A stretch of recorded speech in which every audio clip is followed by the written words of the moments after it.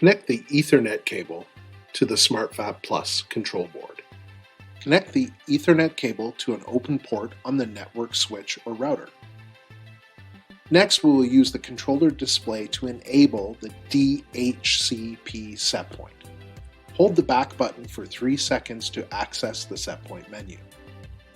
Use the up and down arrows to find the DHC setpoint.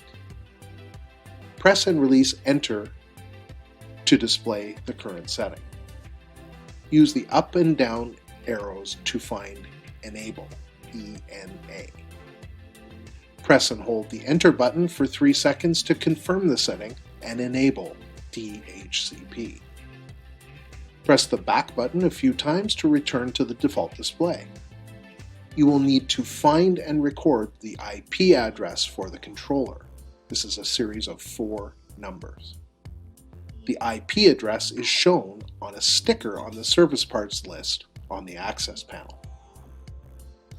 On a computer connected to the same network as the SmartVap Plus controller, open any browser. Enter the controller IP address into the address bar of the browser and press Enter. The controller homepage will be displayed. If you want to make any changes to passwords, unit settings, etc., you must first log into the dashboard. If this is the first time accessing this controller, use the defaults. Otherwise, use the username and password you set or were supplied.